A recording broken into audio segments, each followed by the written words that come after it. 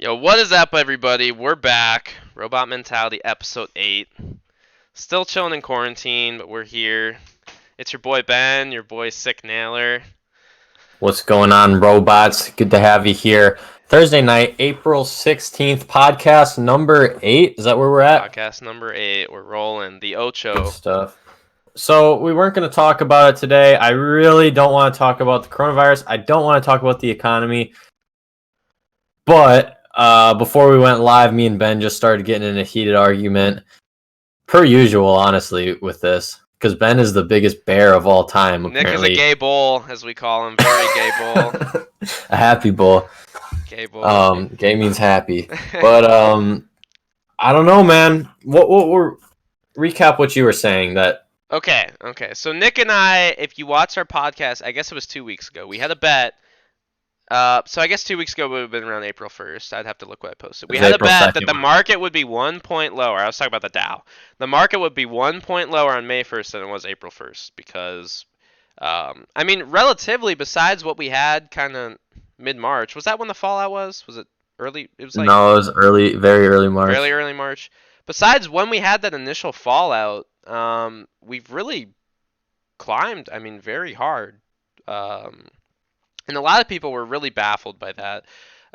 So you had a lot of analysts saying, no recession, it's not possible, all this. You had a few guys here and there that were still, that were wise enough to see what's happening. If you want to go analysts, you'd say Michael Burry, love him or hate him, guys like Mark Cuban, Warren Buffett, whoever, right? They were still saying we would surpass the bottom or at least retest it. Um, but now, this week, is the first time we really finally saw any drawback from what's been going on at all. And it was really in due time. And then at the end, at the close today, it gets leaked that Gilead Sciences has this drug that is apparently a miracle drug.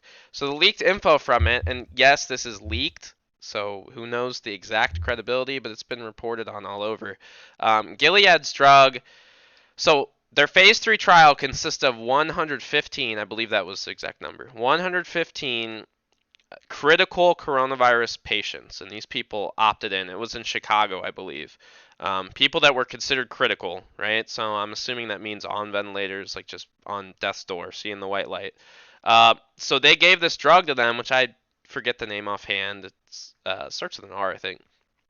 But within, it was 2 days, 113 of them fully recovered. Like, were just donezo. They were back to normal, and 2 died. So if that's really your true split line, I mean, that is a true miracle drug. Considering the amount of people of, even that threat from corona that get it is already so low. Because the amount of people that go critical is very low. So you can go ahead, Nick. Give me some feedback there.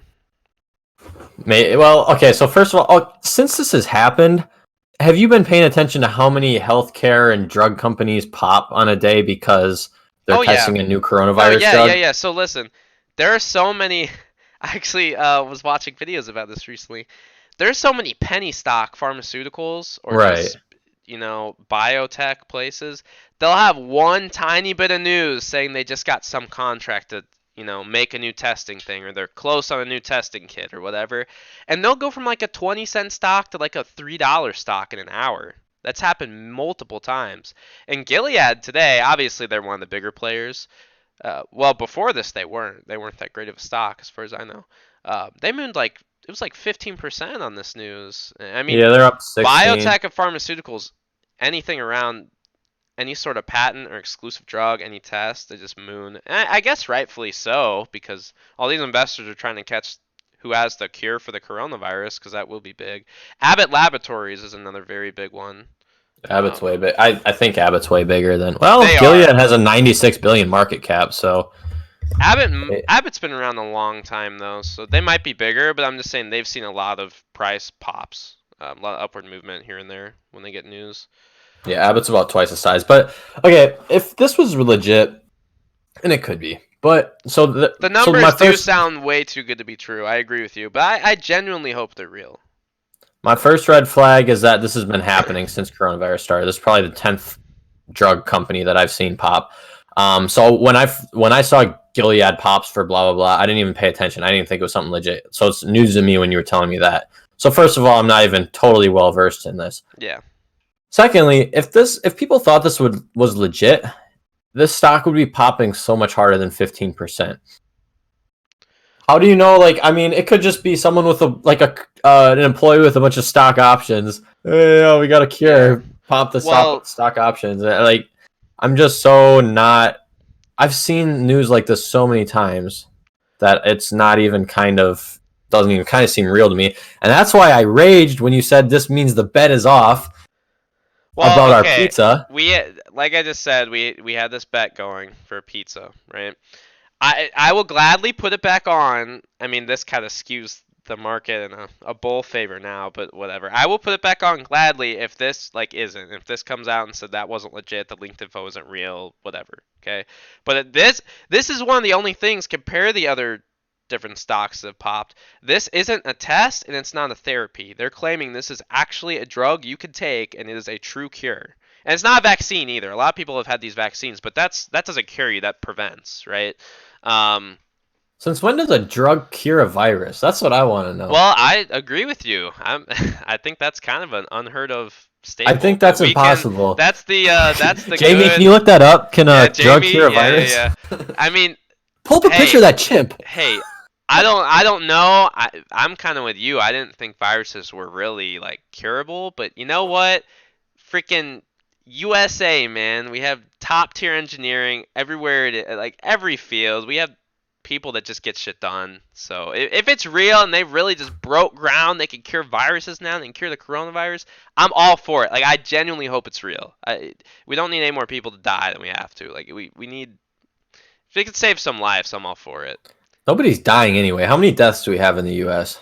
It's like Not to not be sensitive to the yeah, situation. current U.S. deaths corona. I think it's in like 70K. Okay, It that's more might than I not even thought. be that. Oh no, it's 20, 30. Or no, that's new like cases today. 30,000 new ah, cases today. I don't know. will it I don't say want to. deaths? I don't know if it will say. Okay, I don't so even know how this as works. of World Meters info, it says we've had 34K deaths as of April 5th. April Okay, 15th, I see sorry. that. And 150 worldwide deaths. There's Yeah. 7 billion people in the world. Hey, I'm totally with you on this side of the argument. I said from day one that a lot of this was a joke, and people, and which I didn't really express that opinion to randoms, but I'd see people make that same argument online or in person, just being out and about, and people would immediately pile on those guys. Right. Yeah. Like obviously, I think it's very bad to just straight up compare it to the flu.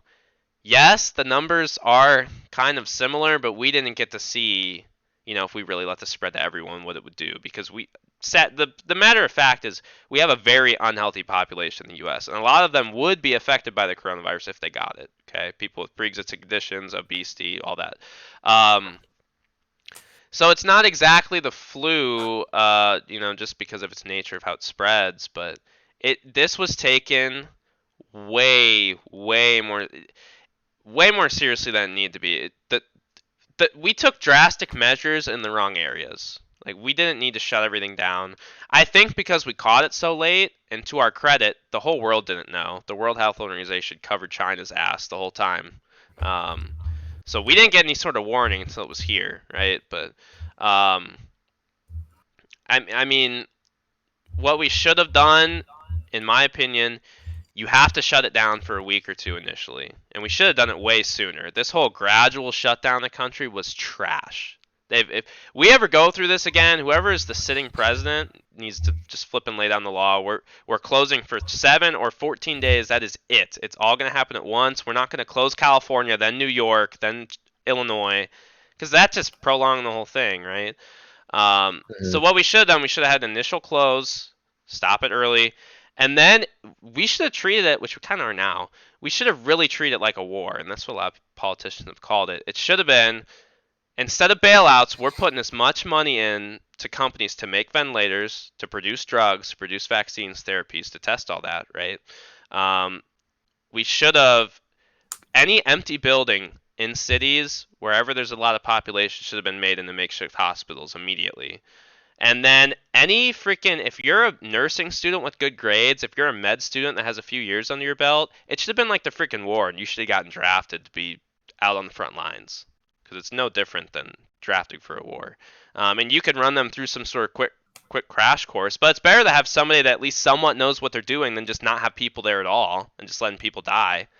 So those were the three things I would have done Did you know immediately. that there's people? Do you know that there's like tons of nurses and doctors getting laid off right now? I actually heard that today, and I didn't know that. Somebody was telling me that today. Yeah, like because this whole like shortage of doctors and nurses thing, I don't know if it's BS, but like, well, for one, you can't get in the doctor for like a normal appointment. Like they're not doing like Yeah, normal yeah, surgeries or not like obviously not like plastic surgeries or or just like general checkups, stuff like that. yep, So all these nurses and doctors that normally do that, like they're literally getting laid off and they're not getting pulled to coronavirus because I think we're already like staffed up in that yeah. aspect.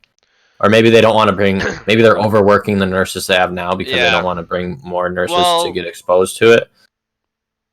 yeah, I mean, I Um, think you have the right train of thought there, because that's what confused me, because Cuomo in New York was saying, 2 weeks ago how understaffed they were, and that he was the one that was, I don't know if it ever ended up happening, but he was wanting people to create some sort of screening test for med students so they could bring med students in to help. mhm. Yeah, but I don't get all these people that are laid off, why we're not freaking flying them out I and don't think driving we them need out. them. There's not enough cases. Or maybe it's in like lower populated areas that are shut down, Well, like and yeah, they yeah, don't yeah. have That's what I'm cases. saying. Is the lower populated areas don't, we need to allocate our resources better Yeah, because Cuomo was claiming that the New York hospitals needed way more people. He was saying they were way understaffed. I don't know about California, which is kind of the other hub, but that should have been the move from the start. If we're gonna print money, let's print money to pay these people to fly from St. Louis to New York. You know, Places you right. don't need a ton of doctors and stuff. They should be helping. And maybe it sounds insensitive, but that should have been a mandatory thing. It should have literally been like a draft. Maybe. Um, Before we get off topic, we need to clarify this pizza deal because oh goodness. unless this vaccine or not vaccine, this drug stops coronavirus and it's like, oh, coronavirus isn't an issue anymore because of Gilead's new drug, you're getting me a pizza if the Dow closes above like Okay, well the thing 21,000. is, this like we literally, and the analysts finally caught up with this, which I kind of think analysts are just BS at this point. I think they just want to make the market freak out one way or the other so they profit, personally. But um, especially the banks. But I mean, this is the only thing that could have made the market absolutely pop. You're Was so full of shit. It's insane. The market's been popping for 2 straight weeks. But we've finally been on a real downtrend, and everybody's finally realizing what's going on, which is A what the Bear Gang 2 day has been saying for a long downtrend of time. 500 points?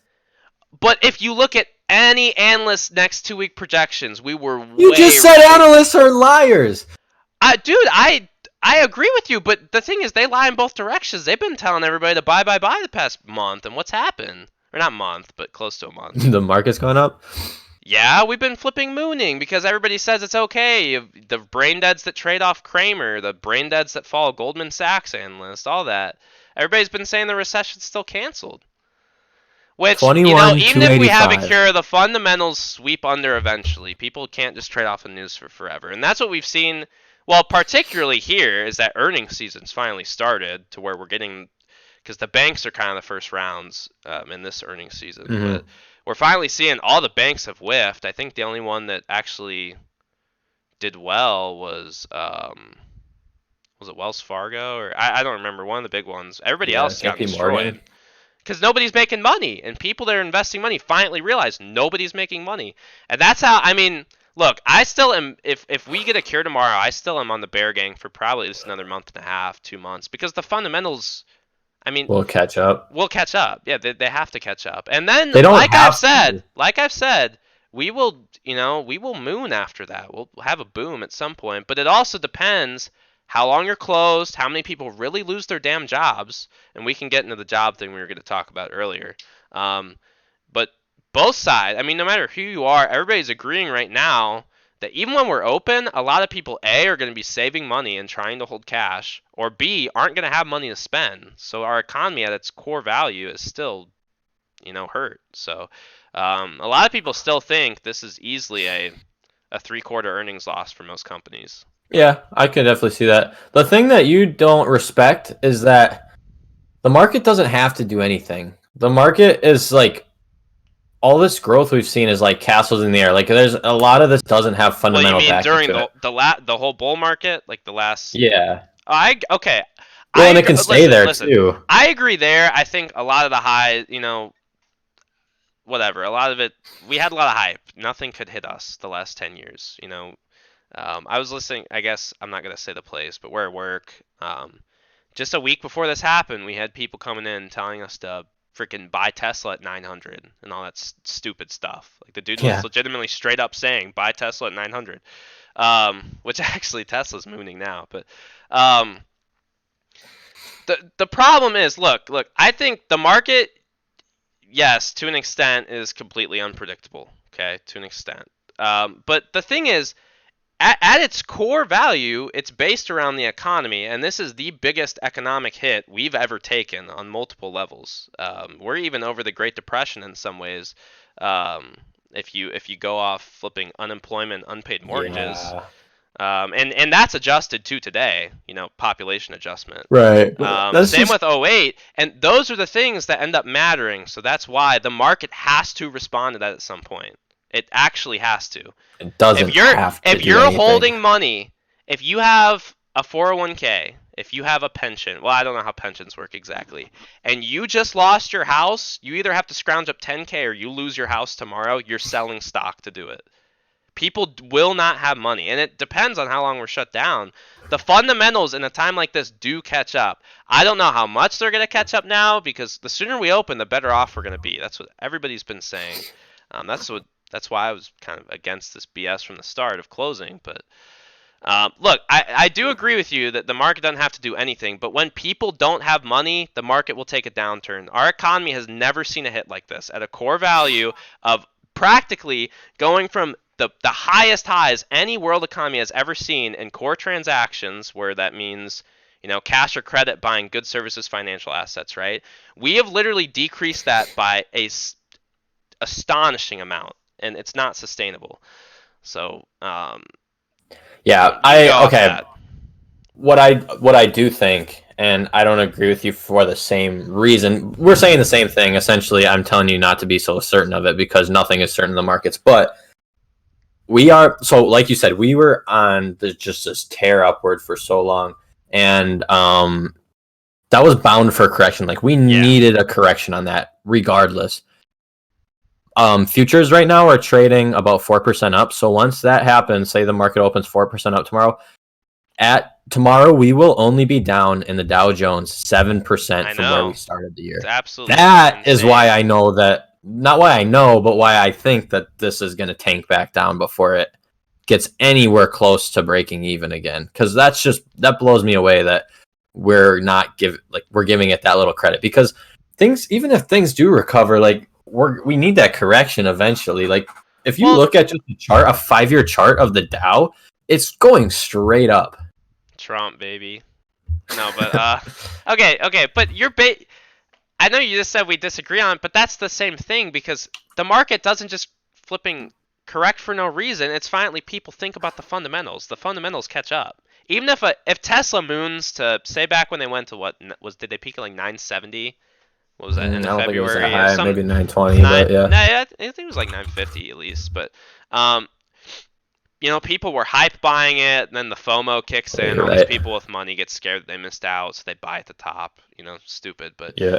then people take a hard look at it. The sell-off starts because the fundamentals of the company are not there to have a freaking $150 billion cap. Um, I mean, that's why corrections happen at the end of the day. Is every action in the market is an overreaction, up or down. The fundamentals are what creates the baseline. And yes, that's more complicated than it sounds because inflation, that obviously changes the dollar, the value of the dollar, which equates to when you're buying stocks with dollars. So um, I don't know. The problem is this recession is still really, and yes, it's a recession. And in any point of view, this is a recession. Because we're gonna whiff on GDP. It's already known. Um, the problem is because we were on the topic of jobs earlier. Nick and I were talking a few minutes before we started, And Nick was saying, or do you want to go ahead and just say it? I don't want to misquote you. Talking about you were saying a lot of jobs are pointless.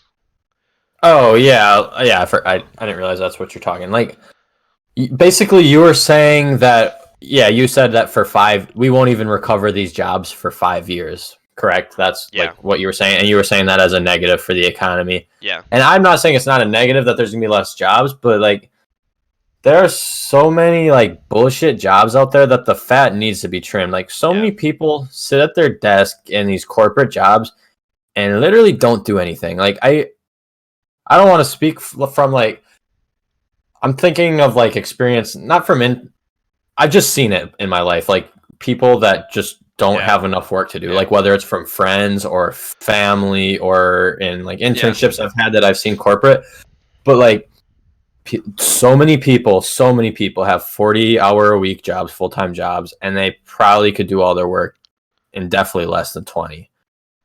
And it's So, not even close. And they're not being efficient in how they work. So that yeah, all that means yeah. is like which that's good for an economy in a sense because it creates jobs, but it's also makes profit margins lower for companies, which is less growth. And I'm not an economist. I keep saying that. I need to just read a huge book about the economy and learn how that actually affects because I want to, but it's very dry and I'm trying to read something else. But anyway, like I don't know. Like I think that there's a bubble in the job market. Like Oh yeah, yeah.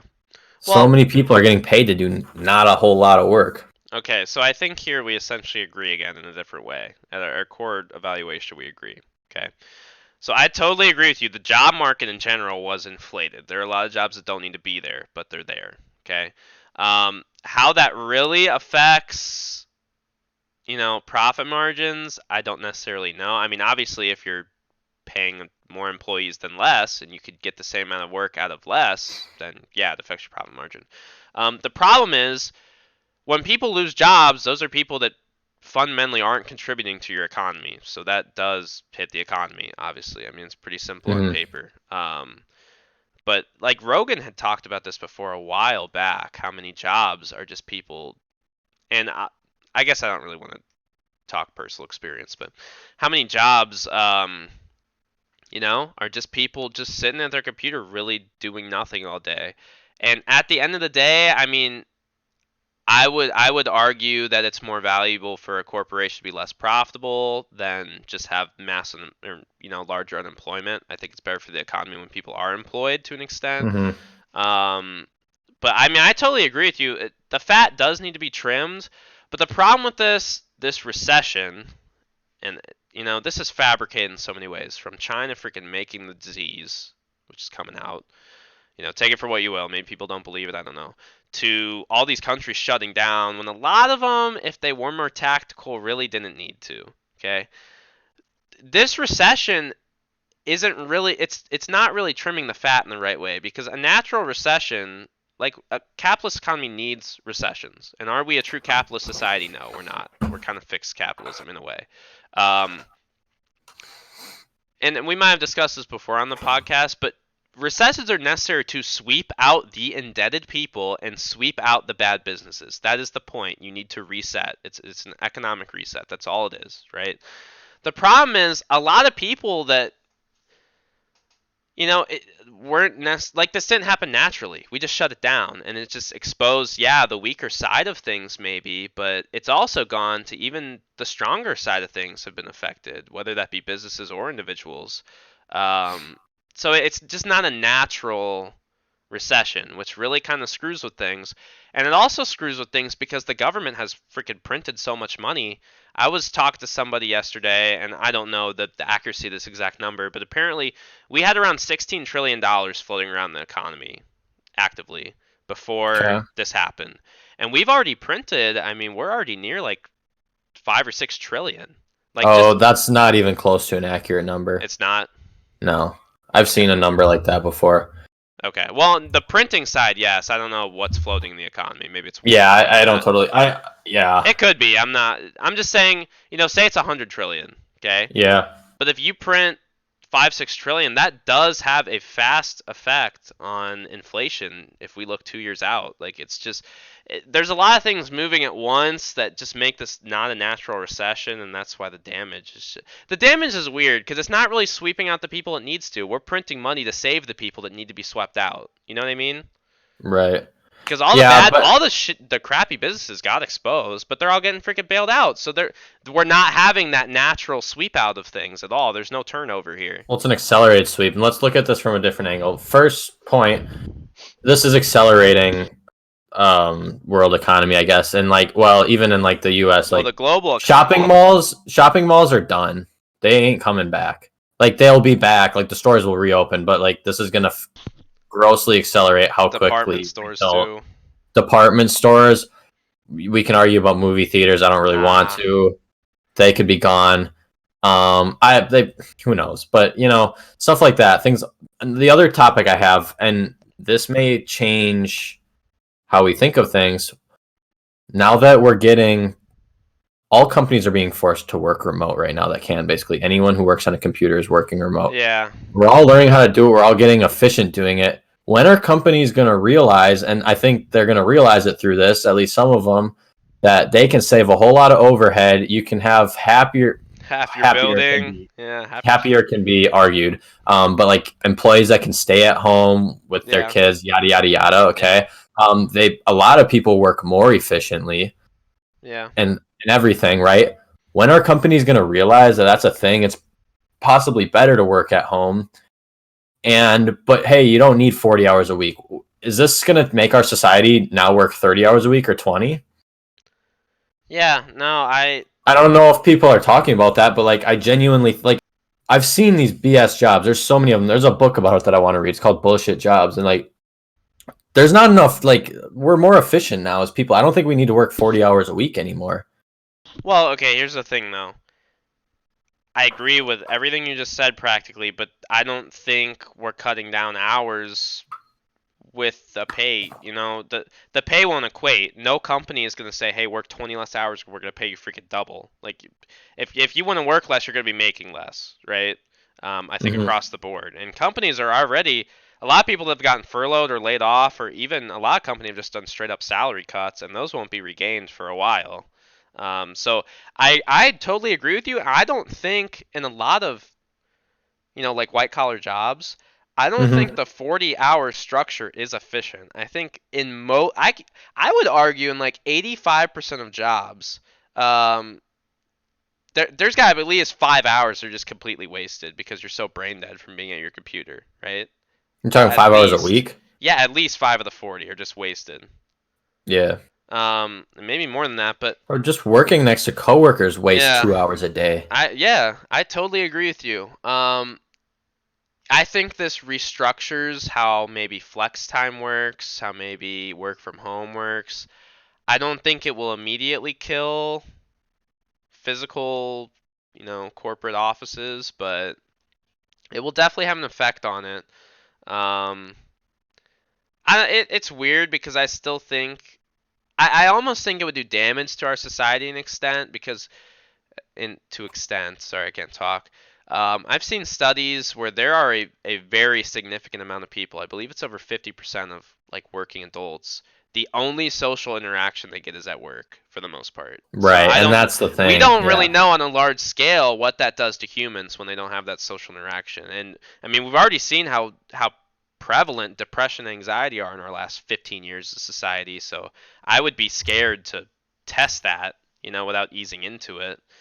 I think if But people what want the if option to work, in physical place, they should have it. But Yeah. Yeah, I'm not trying to downplay any of that because I like working from home, but like I know a lot of people don't and they need that camaraderie but what if we only work 5 hours a day and then there's like these new social things. Like this I'm just trying to think like so outside the box that like, you know, I don't know, people are I generally agree. lazy at heart though, like at Yeah, their core, I think. So if you give people 3 hours less of work a day, they're not going to go somewhere to socialize, yeah, probably, or yeah. go somewhere social or somewhere healthy or productive to socialize, I I guess. think you have a lot more. I don't mean to be the white knight on this, but if you just have people working from home, I think you have a lot more, obviously, depression, anxiety, in a lot of people. a lot more freaking uh, alcohol that can't be monitored, and a lot more Right. friggin' porn. Um, I don't condone any Yeah. of those, but it's just it. To an extent, you can't really monitor people. Your only monitors that they're getting their work done, which I guess is what you should really care about at the end of the day. But so I think there would be a lot of goofing off and a lot of people. I Yeah, think the because I think equation. yeah, I agree with you. There needs to be a lot more work at home. Like in reality, can you even in your stance, you can do a lot of your same work in your house that you could do being where you work. I mean, I think yeah, you've said less that. convenient, and Yeah. Just but think as a society, and there are some corporations that would laugh at this and be scared of this. I mean, how much time can we save in somebody's day where they could be enjoying something rather than commuting an hour each way to go to their right, job if they yeah, waste time in exactly. anyways? What does that do to the our freaking carbon emissions on the year? When we don't have people commuting all the time, it's a lot of things that could potentially be positives from it, but That is funny. And like think back to like I don't even know when this would have been like back when like people were like homesteading, they were all just like obviously they were like farming for themselves or like doing yeah, their own little yeah, specialty and trading, but like they didn't go to the office, like they were just with their yeah, family all day and out there they probably went grinding, and traded with their neighbors and yeah, it was a completely simpler different life and we that obviously never going back to that, yeah, but yeah, I don't think going to an office is a structure that our society necessarily needs. We yeah. might not right now, and that might serve as what we need. But And I I don't think know. it's definitely contingent on what you're doing. Which, like you said, there's a lot of bullshit jobs, so a lot of them don't need it. But there's some jobs, even in the business world, that probably legitimately need to be in person. Yeah, Um, and I do want to add that there are a lot of jobs that people work very hard in business and they're yeah, working yeah, 60, 80 hours a week. yeah, I know that exists, but I haven't been in a setting or known somebody who's actually done that. I've just yeah. like heard about it and seen people Honestly, talk. those grinders you hear about, they're doing 60 to 80 hours a week. When I talk to any older people, I used to hear that a lot. Yeah, As far as today goes, the only people you see doing that are friggin' entrepreneurs, or people starting their own thing or grinding on their own thing to get it off the ground. At least that that I is hear. true. Um, Do you, when you have a baby, that's what you gotta do. You gotta roll with it. You gotta get it off the ground, get it walking. But true. Here's an interesting topic. All those people, like not all those people. Do you think that a decent chunk of people who say they work 80, 100-hour weeks on like their business or whatever, do you think they're just narcissists and completely lying? yeah, I bet a lot of them are lying, but there are definitely some real grinders out there too. So I don't know. I don't know how you could say. Um, but Because like Gary Vee, I believe that guy, but he says he works that he guy's a weirdo though. But yeah, coming up he worked 14 to dude's a 16 hours scammer. a week. Whatever, maybe you did, but like I'm pretty productive and I'm struggling. I'm a little struggling right now, but I'm aiming to get better. But anyway, I cannot even kind of imagine working 14 or 16-hour day ever in my life, Okay, here's the not to thing mention though. for 10 years of my life. Oh, I agree. Here's the thing though. With a lot of these more internet personalities that have popped up, these more online entrepreneurs, whether it be say you make custom purses, I don't know, but you're shipping them, right? I feel Yeah, like a lot of these people, I just grind 60 hours this week, and they'll say how many packages they shipped or whatever. Like a lot of it, I think, is literally packing product. And yeah, that counts as work, but that's obviously easier work for your brain because it's not intensive, right? Because I think right. with the way most people are wired is you could be a very hard worker, but everybody in a day or in a one sitting hits their limit where you're not if you're You're say not you're going to be 4 hours productive in, anymore. those last 2 hours are not going to be productive. It'd be better for you to get up, go outside for an hour, then come back and finish what you had to do in 30 minutes, right? Um, but there are also people wired differently where I'm sure they could sit down for 16 hours, do something straight. But I think that is the vast minority. Yeah, exactly. I do think that it's possible, and yeah, there's some things I want to say, but I'm not going to. But Gary V. I think a lot of that, I think a lot of people lie to themselves about how hard they work. Yeah, yeah. Well, the I thing know is, that there are actually. people out there that may, I don't know what job structure this would equate to. Maybe it's a trade, maybe it is a business, but they legitimately in 10 hours work harder than somebody does in 50. And I'm not even saying physical, I just mean actually having to use their brain. right? mental capacity and Yeah. efficiency. Um, so again, it's an equation for sure, but I think I totally agree with you there. And just to add on Gary Vee, that dude, anything I've seen about that dude, those are if you're an aspiring entrepreneur, those are the dudes you do not want to look at because those are the dudes that have so many skeletons in their closet.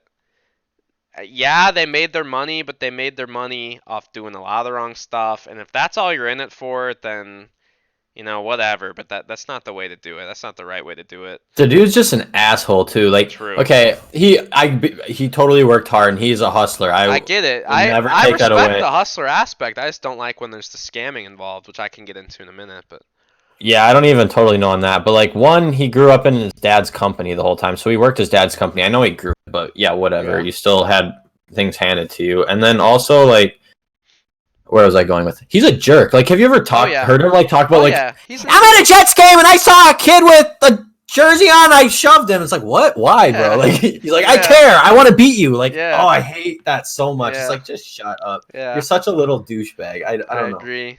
So the one vendetta I have against him, it hits a little kind of personal to home, right? Was he for some reason, like a year and a half ago, decided that the sports card market is like his thing. On his Twitter, he's going to start investing in sports cards. He's going to be flipping sports cards, all this. And that's a very good market because Nick and I have obviously done a lot of research on that. I guess maybe we haven't talked about that on the podcast. We don't need to yet. But um, so historically with baseball cards in the 80s and 90s, from like 84 to the late 90s, most baseball cards from that era are completely worthless because at the time there were so many companies producing them, and now we only have Topps that's licensed. But there were 5, 6 companies producing them, major companies producing cards in vast amounts, and that's because all these card companies realized how big collecting was getting and how actually valuable like cards a lot of cards were retaining their value, right? So these people basically inflated the card market. They started printing millions and millions and millions packs, boxes of all their different cards through that whole time span. So everything's so common it's worthless, right? A lot of people literally that have cards from that era would burn them. Like they'll literally throw them in their fireplace as fire starters. Um, but the thing Gary Vee did right when he hopped in on quote unquote educating his followers on this market, trying to get them into the market, he literally takes all these like late 80s, early 90s cards of significant players, right? So maybe it's Ken Griffey Jr., maybe it's friggin' Michael Jordan or something. I don't know. No, probably wasn't Michael Jordan because his stuff actually has some value. But we'll say like Ken Griffey. Let's go with baseball. Like Ken Griffey Jr., Frank Thomas, Cal Ripken Jr., whatever. He has all these old cards, okay, and he probably got 1,000 of these cards for $10 or less. And he was selling them. He has such a vast following and a bunch of sheeps. He literally posts them on Twitter and say these are going to be great investments. They'll quadruple their value next year. And he sold them all for like $10 a piece, like insanely. And he freaking had stacks of cards, and he was selling them.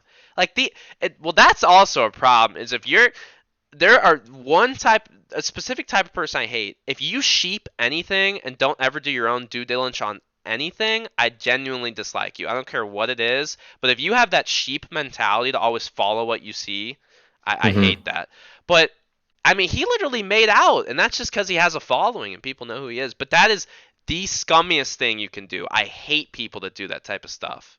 If Did you're he not get a going to lot be of upfront flack for with that? people, from the baseball card community, yeah, but nobody else really cared.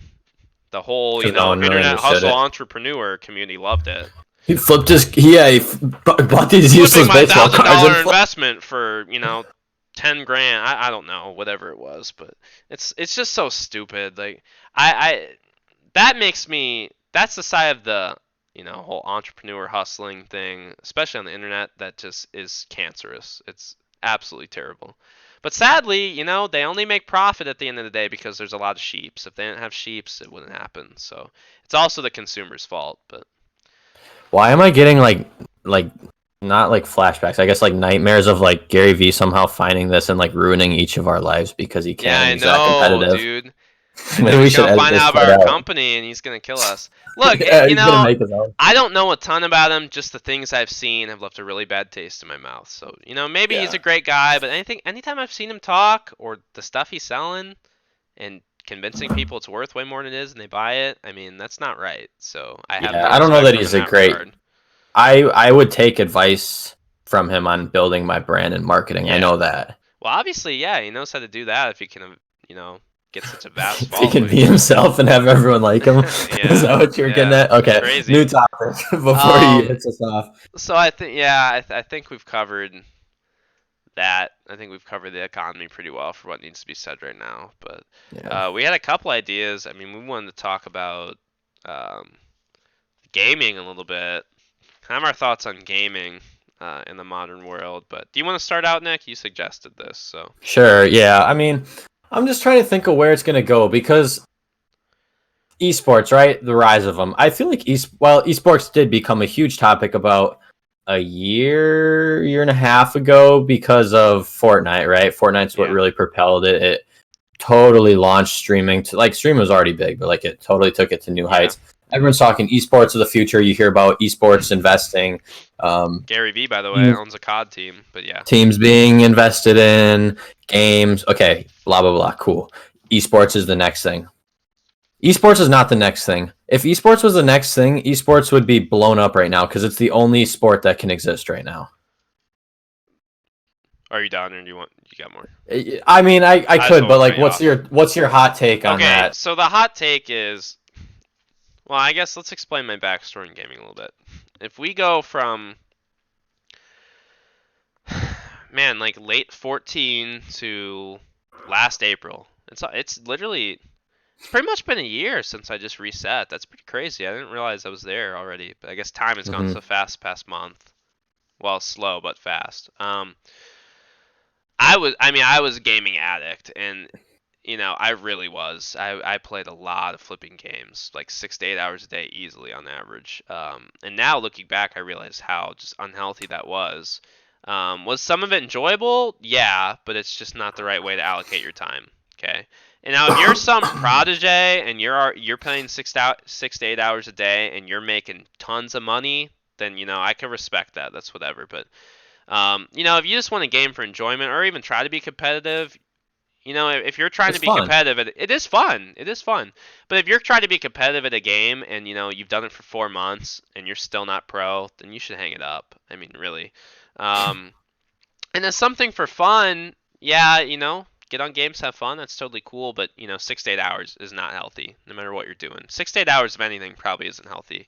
Um, so coming from that background, I played a lot of games, and over that, I learned a lot about the esports scene, the gaming scene. Kind of learned a lot about how game developers work. I'm not saying the development process, but just kind of how these corporations work, these companies. Um, so I don't know if I'd say they're fully the future esports. It's definitely still like the market. It will boom. It will over the next, as things continue to become advanced and technologies continues to up itself. Um, I think there is a big hunger for esports, and it will continue to be big. The problem is because I saw this meme actually right when this started. Like it said, 2019 esports aren't real sports. 2020 esports are the only sports. Right when everything Yeah, got shut that's down. funny. Um, the problem that I find weird is none of these developers took advantage of this time to actually have really tournaments or anything. I mean, Fortnite still has Right. their in-game tournaments. I don't think those really count. But you can have some games. I mean, the problem is when you're on different servers, that obviously messes with things because a lot of physical events are on the same server. There's no input delay, no lag. But to an extent, they missed a big opportunity to be having big events. They really did. Hmm. I don't know why. There really haven't been anything. All the in-person stuff was canceled, and they didn't Right. translate any of that to online. Which now's when your viewership's gonna be here. Everybody's at home, so everybody's That's playing games. yeah. Gaming is way up. All the numbers, every game. I mean, Activision stuff, Take-Two Interactive, their corporate stuff is very positive right now. I haven't followed their stock exactly. I just know their numbers on games are good, but Yeah, I can share on that a bit. Activision's But up, I believe. But yes, I so don't. Yeah, finish your I thought if do you. think it's like I don't think esports stomp out real sports. Okay, and I actually do like. I guess I shouldn't say real sports. I mean physical sports. I do think esports is a. I think it's a real sport. I mean, I think anything you do organized and competitively is a sport, no matter what it is. If it's flipping, doing push-ups against another guy, or curling in the Olympics. Like I don't care what it is. I think if you do it, if it's organized, has a rule set, it's you know, uh, done competitively. I think it's a sport. But um, so I don't know. You can go ahead while you have that thought in your mind. Yeah, well, kind of backtracking just slightly. I think anyone who has hedged like bets big on esports growing has to be extremely disappointed about what's happening right now Yeah, because yeah, I haven't even like I heard like the NBA talking about having like a 2K tournament. That's it. That is all I've heard about esports this whole time. I know Call of Duty has the new remind me on the name of it, the COD Battle League. Royale, Oh, the Warzone. Yeah, Warzone, and I know some people are playing that, but like but that's not no a no company tournament, was ready for obviously. this. No company's growing off this. I'm invested in Activision. I bought like $500 of stock in August, banking on the Call of Duty doing well. I bought it at like 45. Now it's at like It's like 62. 60. Yeah, yeah, Yeah, like that's one of the only stocks that hasn't dipped down from this whole thing. So like it's kind of counter, because it's just like how Netflix is going up. yeah. So it's not going to get hurt from this because people are still going to be playing video games. But I don't think I'm ready to say. If you would ask me a year ago when I was on the tail end of my competitive gaming career, it's kind of fun to call it that since it's It kind of was. it was. Yeah, We put in a ton of grinding. time. We should Yeah, talk about that a bit. But yeah. I just don't think esports are there, and I agree that they'll keep growing, but I don't think they're ever going to be. Man, I don't want to say ever. I don't think that they're nearly ready to like not necessarily have this takeover because no one was saying they're going to take over the world, but they're just not there yet. Well, okay. Here's the problem at a core level with esports. Okay, is if you go back, when MLG was kind of first all the rage, right? So kind of late 2000s, and people were playing Halo, early COD days, all that. These games, at their core, were targeted for two specific audiences: the casual people and the competitive people. And there were game modes to separate it. There was support to separate the competitive crowd. Okay, with tournaments, with certain game settings, with certain ways things are developed. The problem is in today's world, we really don't have any more esports titles than we did in '09. Like we really don't. Um, the kind of idea and the more developers and investors that have got into making games is to appeal to as widespread of an audience as possible. Just quick profit, kind of a pump and dump. You sell your game for $60, people get it, they play it for 3 months. You're already developing the next game. They're already playing something else. Rinse and repeat. That's how a lot of the structure has been to many games. Obviously, there are outliers like the MOBAs, so League of Legends and Dota. They take their esports scene very competitively, or very seriously. The developers do, and I actually think, from an investor's point of view, the people that drive a game are the people playing it competitively because they will stick around. The casual gamer does not stick around. The casual gamer that plays a few hours a week, when something new comes out, they're hopping around. They're not committed to one thing, right? Um, this is the problem the game Destiny had, which I don't necessarily need to get into that. But even if you go to COD, COD is not aimed as much as it used to be at just true competitive gameplay, or at least they don't have a good split. A lot of their resources go into making a new COD game every year that's pretty much the same thing, and it's a casual game you can jump into with your friends, talk a ton of crap, and shoot people, right? Mm-hmm. Warzone, I mean, they just made Warzone, which I actually enjoy. I've been playing it while I've been at home.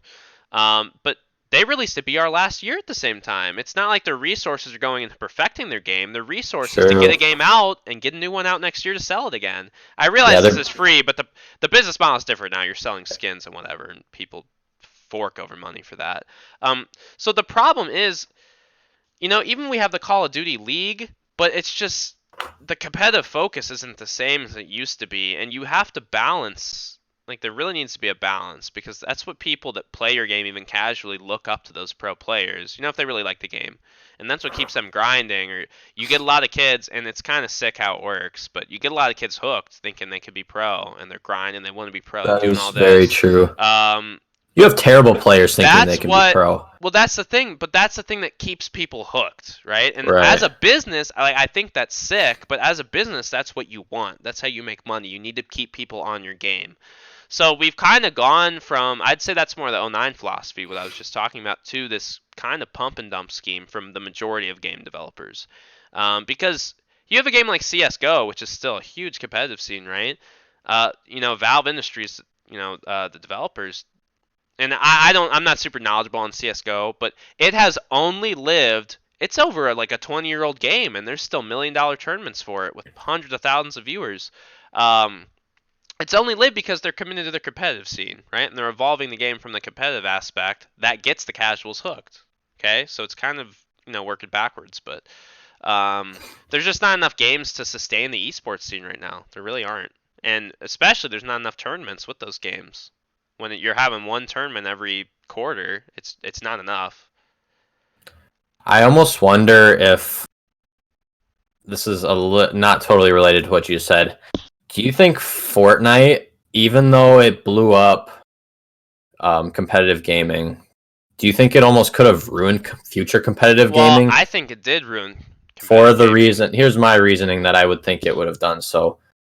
Fortnite cracked the code to human psychology somehow, whether it was advertent, if that's a real word. I know inadvertent is a word. Whether they're trying to do it or not, like they did it. Like Yeah. they Oh yeah. unlocked how to make money from a video game. They went Well, because the absolutely new nuts. business model, it changed the game for everybody. So now, rather than companies trying to focus on actually making a good game, are companies just hiring psychologists on how to Yeah. get people hooked on playing a video game? I think a lot of it is think tanks for sure. Sorry, keep And going. yeah, it Go has ahead. to be. And like, I know I had some more ideas on this, so maybe they'll come up. But like, Fortnite was, I think they did some things really well. It was such a cool game and different than everything, and that's Yeah. why, like you, I was extremely addicted to playing it. I think a lot of that goes from like even like down to like the neurological stuff, like dopamine hits. You know, Oh we've yeah. talked about that Yeah. before. Like for people who haven't played Fortnite, you don't won't totally get it, but like just like certain things in the game that you would do, like you'd get like a headshot when you snipe someone, it makes this ting. Like you don't Ting. even notice that that Yeah. exists. Yeah. But this is the craziest thing. Gets Like you when going though. I tried to quit Fortnite probably about 4 times in my career until I eventually did. And I think the first time I quit it, I pledged I was gonna um, delete it for 2 weeks and not play it. It was after about a week. My roommate was just screwing with me, and he was like, I was doing fine, like I wasn't bad, and he's like, "Yo, just imagine that ting of a headshot on a snipe." And once he said that, like it was just in Oh my head over no. and over, and I Yeah. couldn't avoid it. But Yeah. there's like several things in Fortnite that have like that sort of effect. So that was part of it. You know, they got a social aspect in there. Yeah. They Another thing they did was had these in-game tournaments to let everyone in this arena game mode, so Yeah. everyone can think, oh, I was only 7 points away from qualifying to Yeah. play against Ninja. It's like, Yeah. okay, yeah, those 7 points, you would Yeah. never in a million years have gotten those. Uh-huh. But it's like they were just totally pulling everyone's, I don't want to, like, heartstrings isn't the right word, but they were just spurring everyone along, and it went for a while. Yeah. So I think that could almost, it showed that making a successful game isn't It's making necessarily a good making a good game. game, So, okay, and you that brought could up have hurt. a really good point there, referring to dopamine as a big factor in the way any company does things now. Really, anything that runs on the screen is pretty much psychologically revolving around dopamine at this point. Whether that be the news, the whole outrage news culture, you see a headline and it gets to your head immediately, and you feel addicted, keeping up with the story, to going on Twitter to go get mad and fight about people or fight with people about it. Same with social media. When you're scrolling through Instagram and Twitter, they're designed specifically to keep you hitting and keep you on and keep you losing track of time. They want as much engagement as they can get. And that's the same with Fortnite. And Fortnite gaming has always been addictive to an extent, but they, like you said, really kind of cracked the code for what keeps people on, because they balanced. Well, one, it was free. That's good. Two, Yeah, compared to past big titles, so say Halo and COD, right? Those are, say, mature or T-rated games, so you're immediately cutting off a part of your potential pool of video your game most players, impressionable right? audience almost. Yeah. So you need the kids. The kids really drive this whole scene. Three, obviously the business model. I guess I kind of covered on this. Being free and just unlocking. One thing about Fortnite is they didn't give their best at the start. Like, they definitely had a talented art team from the start, but they continued to push their limits on skins, where the next skin that comes out is better than the last one, so it keeps these kids buying, right? Um, Obviously, the social aspect, the streaming aspect, the in-game tournament thing was big, because the game I still say this to this day.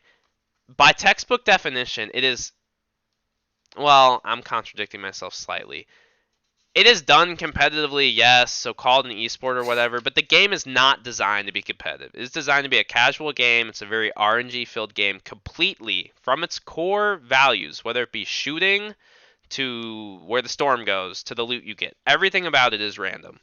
So I don't think it's a competitive game, but they did a great job of getting kids especially. The in-game tournaments were huge. The idea that anybody can really compete at any time Hmm. was huge. That was a game changer because, I mean, that's what I loved about gaming is the idea that I can get on whatever game it be that has competitive modes and you can like sweat and you can really try. And I love Yeah. especially the team aspect, the mental team aspect of working with people to get something done. Um, but also the appeal is just you could do it whenever. I was a baseball player. If it's 2 in the morning, I can't go out and play baseball competitively, right? True. Um, so it's just something that's always there, which is why it's so appealing. But they just, in a lot of ways, whether it be the events, they just push the limits in a lot of ways that would appeal to their whole audience. And obviously more focus for the casual side, which again, yes, their game survived a long time, but it's been off a cliff for a while now. It's still big. Yeah. It's been Half off a a cliff for year. a while now, but that's the pump and dump scheme though. They could have legitimately supported a competitive community. And if you have to hire a whole new dev team for that, that's fine. In their first year, they made like $4 billion off the game. They were doing just fine. Um, they needed to balance both, and that's why we're seeing this drop off. Because they could have been like a CS:GO, where it could have been we're watching Fortnite in 10 years. With how they evolve that game and what they're committed to, updating it every week still or whatever, Hmm. they really could have kept it going. But once you lose the competitive community's interest, there is no going back because the casuals will leave eventually. I think a lot of casuals have been more committed than Fortnite to Fortnite than a lot of other games for more of an extended period of time. But they're losing people because newer, better stuff comes out. It's the competitive community is what stays on the game. The casuals are always just enamored by what's new in the market. So Yeah. And I think, yeah, it's just Fortnite died about a half a year ago, and I stopped playing, I think, in September. So we were talking about addiction. This is kind of a funny story. Have I ever told you about my like come to Jesus moment with Fortnite? Like when I just like saw the light and stopped gaming?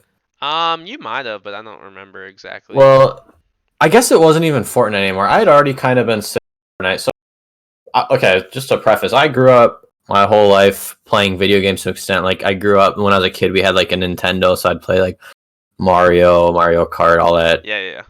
awesome games, Oh fun yeah. stuff. Got a GameCube, played. I was never GameCube addicted to was dope. gaming when I was a kid, but I played, and then I started playing Call of Duty in high school. I was pretty good in like eighth, ninth grade, and then didn't play a lot as I got more into sports. Didn't play a lot these next like 4 years, and then I got elbow surgery and Fortnite hit.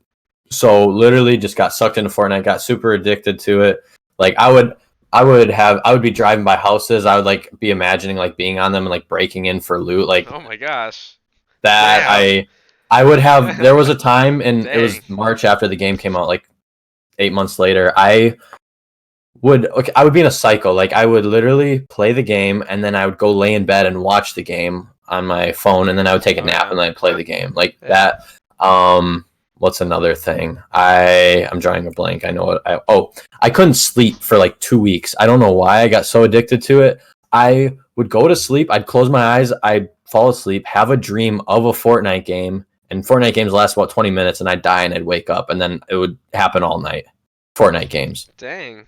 I wonder like what a psychologist would have thought of me like at the time, Yeah. like if they could have done some scans on my brain because I was zooming on some Fortnite. Mhm. Mhm. The next year, me and you get in. We're playing for our school's esports team, which was kind of a funny story in itself, but Yeah. we did well. It was fun. I mean, Yeah. it was a Yeah. really cool experience. Oh yeah. Um, Me and you both kind of started to hate the game toward, I would say, like the January of that Oh year, but yeah.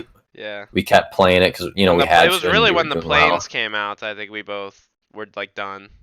Exactly, Mentally but like checked out.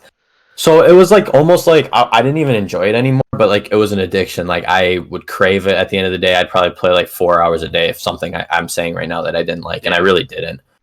And I'm sure you experienced the same Oh type of yeah. thing, Oh right? yeah. So yeah, and then like the summer goes, and I started playing a little bit less, but I'm still addicted to it, and like I'm still gaming a lot. And it was this last fall that I kind of moved on from Fortnite. I was still dabbling with it, and I got this the new Call of Duty game that I was very excited for.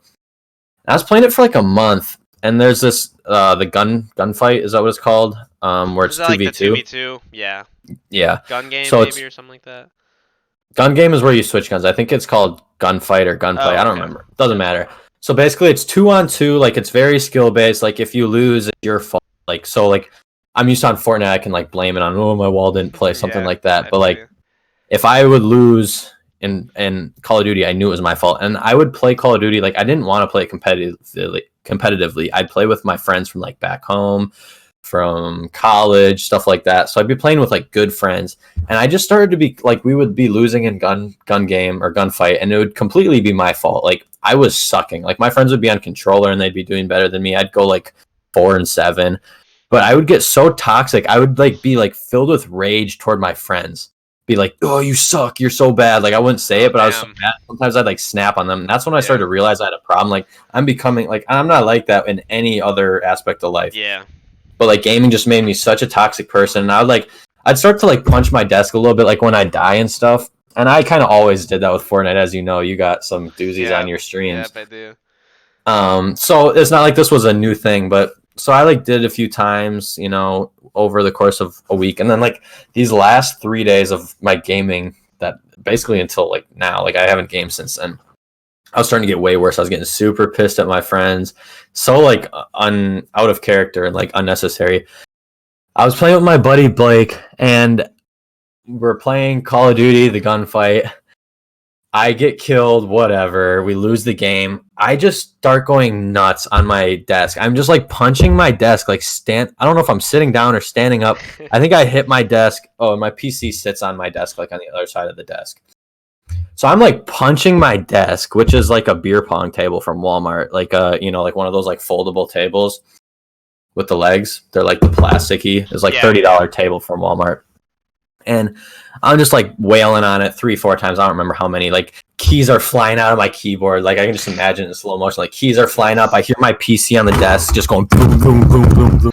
Oh my I'm gosh. like, all of a sudden I sit back and like I'm done like being filled with rage. I look at my computer, blue screened. The computer is, whatever. It wasn't working. My screen froze.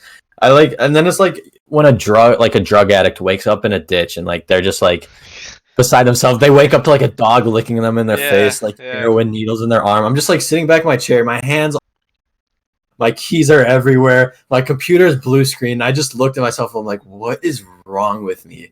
Like, are you kidding me? And then like I just like calmly like put all the keys back in my keyboard, like unplugged my PC, unplugged all my keyboard, everything. I just like set it in a drawer, and ever since then I haven't gamed.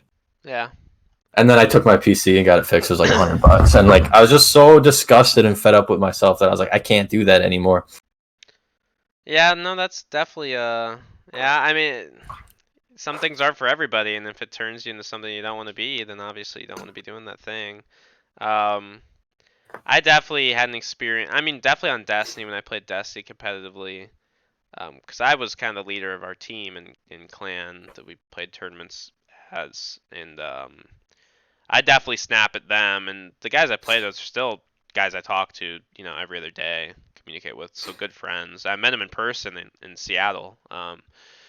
And I would legitimately get mad at them and drill them on stuff. And there was a little bit of love too, where after games we'd talk through things. But it's definitely it's just toxic. It's not something you want to be. Um, so I don't know. I hear what you're saying for sure. If it's something you don't want to be, if it just turns you into the flipping Hulk when you play, like I know. I mean, I And don't know if you got on something now, man. Like when I get on something now after I've been removed from gaming for so long, like I just don't care. I'm just on it to goof off and have fun. And yeah, if I die and do something stupid, I'll be a little frustrated. But it's not something that really matters. At least it right. used to actually matter to me. Now it doesn't matter. If I get Yeah, trashed exactly. on, I'm just here for the ride. So Yeah, um that's a good way of looking at it. And like, but like, I was so still consumed by gaming at that point, and then now that like I've had the back. Like I see that I could go play a game, and like some of these games do look cool, Yeah. but it's like I don't want to subject. Like I realize how much time I wasted doing that. I like my days would be ruined because I'd have a bad Fortnite game. Like that's pathetic. Like I Yeah. don't even Yeah. kind of want to ever subject myself to that again. Yeah. Like I'll play Madden against my friends or hop on and play some Rocket League, but I don't. I will never play competitive games again. I'm Yeah. pretty certain Yeah. of that, and that's just something I learned. I That's yeah. You can just learn when things just aren't good for you, and that's yeah. what whatever. But I had a lot of fun I playing. really enjoyed competitive games. Again, a lot of them aren't made for competitive now, or at least games I like, so I wouldn't even consider getting back in. And even at that, a lot of these competitive gamers, you peak at like 18 a lot of the time on your reaction time, so Hmm. it's already over anyways. And I don't think I'd want to anyways, but so yeah, I don't really see myself playing competitively, ever again. If we talked 2 months ago, I didn't see myself ever playing beyond an hour of a game a month again. But obviously, I've had a lot of time on my hands now, and is that Yeah, Clash of here we are. Clans? No, that was an accident. I pulled something up on my Oh, computer. I don't okay. even know what it was. Um, the thing is with gaming, like definitely what we both went through was not healthy at all. Um, just on maybe sheer amount of time. But it kind of goes back to what we were saying earlier, where I truly believe, and again, people are wired differently, but I truly believe the human brain can only be doing so much mental work in a day, in a sitting in a day, whatever, right? Everybody needs, whether it be through lifting, through walking around your neighborhood, whatever it is, everybody needs a mental release from something. And for a lot of people that play casually and have no problems with addiction to games, that's their mental release. That's something they could do after they've worked all Hmm. day, make dinner for the kids, put them to sleep, hang out with your wife for a bit, and you go game late at night for 2 hours before you go to bed. Like that's completely fine. There's no True. problem with that for people that can control it, right?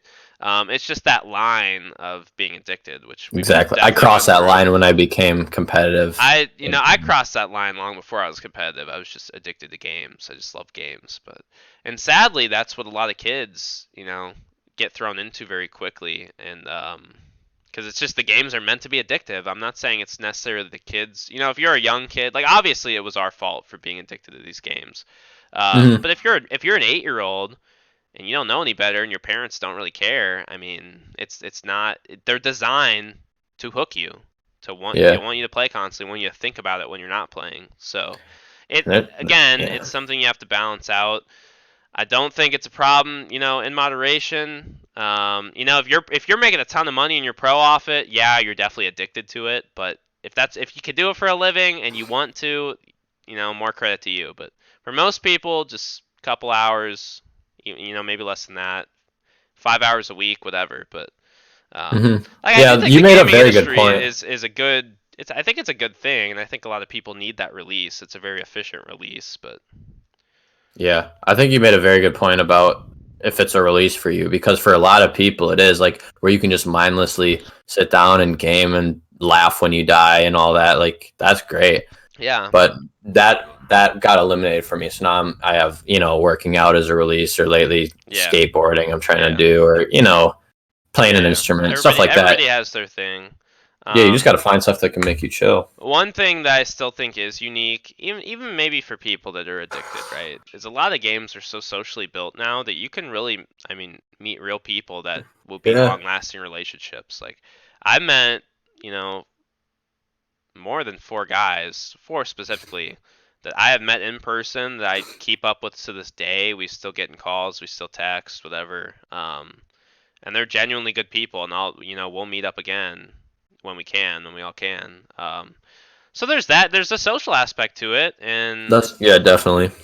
it's a necessary evil in a way, right? There's Oh, things that are I good yeah. about it. There's things that are bad about it. So yeah, I think that kind of covers the gaming Yeah, conversation for go now. gaming. I love gaming. I'm a proponent of it. I just Yeah, not for me anymore, and I don't think they did a great job in the coronavirus pandemic. But Nick's yeah, not I for mean, Call of Duty, but he's for those Ragers on Call of Duty Activision. staying on because he needs that stoink to go up, boys. I'm thinking about So selling it. I'm already up like 30%. yeah, that's a Wouldn't mind nice selling that game. and buying some jets, but also I think it may just keep going up because Yeah, gaming taking over the world. But I yeah, think you got a good shot with Activision still. we'll see. All right, do you have a tweet for me, or do you just are you? Should we tell the I robot check tuck him really in and tell him quick. good I night? may not. Adding the games though, just a quick thing. If you're addicted to chess and you're kick ass at it, I respect you. Okay, I love like I've been playing Chess is chess dope. lately. Chess is a sport. Well, okay, that goes into the esports thing again. Chess is definitely a sport. I don't think anybody could argue that. I think some of the smartest individuals in the world truly are people that are just top tier at chess. I mean, it's just insane. But I don't think I have anything for you, really, man. To All be right. Well, honest. let's close down the old robot mentality podcast number 8. Thanks for joining us. Sound I'm good. Nick. And this is Ben, and we will see you guys next week. Why Have a don't good you one. hit him with it? Hit them with what? What do you always say? It's like I got it. bye Good night, robots. robot. Oh, good night robots. All All right. right. Have a good one. Peace.